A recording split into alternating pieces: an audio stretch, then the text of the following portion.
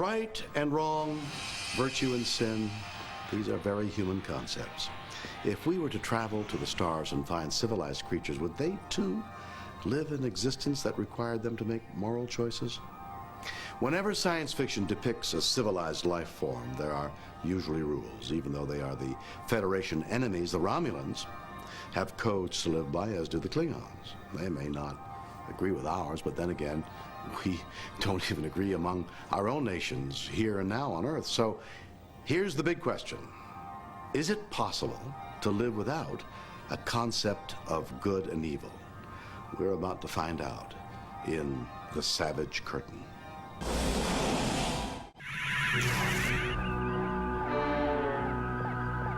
I believe it is time to move on. Yes, those are the orders. There was a sense of doom the last few shows because there seemed to be rumors around that the network wasn't picking it up.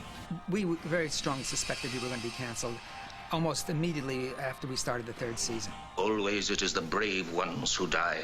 There was a feeling throughout the entire organization that we were just playing out the string, that we were lame ducks, and that when the year was over, that would be it. Towards the end of the season, the morale was pretty low, you know, because that's where it was going. And some of the episodes actually reflected that. I think there was a significant drop-off in quality of the shows as we progressed deeper into the third season. But we didn't learn that we were being canceled until Gene Roddenberry called us. I guess we weren't sufficiently entertaining.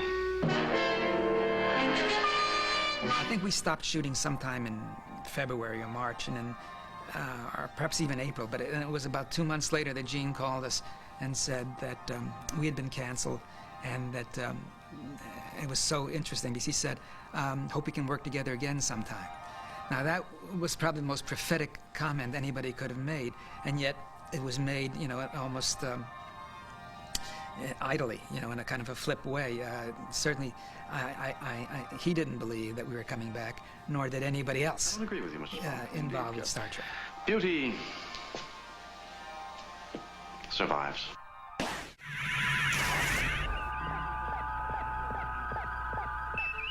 I fell in battle, pierced to the heart, and did not die. It's a different time now. When Star Trek was in prime time, there wasn't that much interest in science fiction. Science fiction supposedly was almost death, you know, to go in with it. Now, when the show went off the air and then it went into syndication, like at 6 o'clock or 5 o'clock, the kids got onto it, and it became a smash hit. I am not Herbert. He's not Herbert. We reach. And I suppose from that point on, network probably did more promotion on it, and people, a lot of scientific age started to come through. Their will to survive is great. There was much more interest. Asimov became a name, you know, that was Roddenberry, Bradbury, you know, his stuff. I mean, all of these guys now started to get quite famous, and there seemed to be much more of an acceptance for it. This is not the first time we've run into historical and mythical figures traveling without a passport in deep space. Remember the Earps and the Clantons in Spectre of the Gun, or the god Apollo in Who Mourns for Adonis? How about the incarnation of Jack the Ripper in Wolf in the Fold? But honest Abe Lincoln? Well, there's a reason for everything, as we'll soon find out. Stay with us.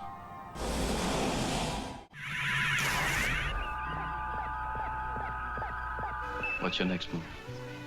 Star Trek was at its worst undoubtedly those years before we made the first movie, because there were so many incarnations that it was going through. First it was to be a television show, and then it was to be a movie of the week, and then it was to be a movie, and then it was to be a television show again. Oh, how faithless and fickle.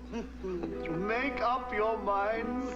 So it was the studio's indecision about which way to go with it and how to handle it. And then when Gene had written one, and the studio person who was the the head of the studio at the time, had said no, it wasn't going to happen. And at a meeting in New York, the owner of Paramount had said, well, don't we have something after Star Wars came out?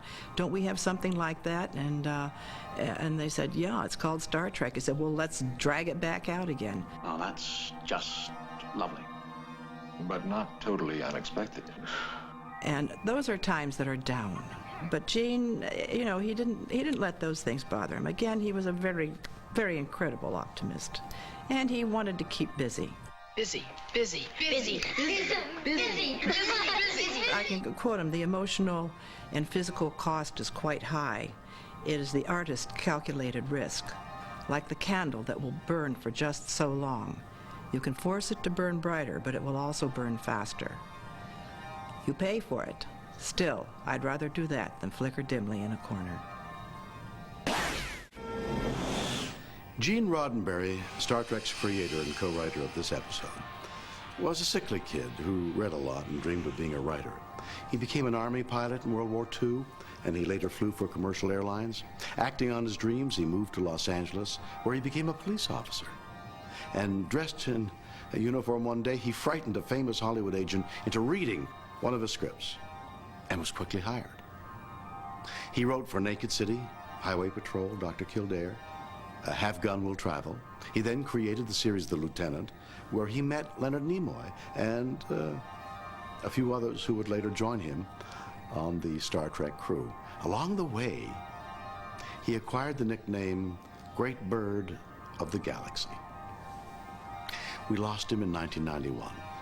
Imagine a world that never met Gene Roddenberry, and imagine a world without Star Trek.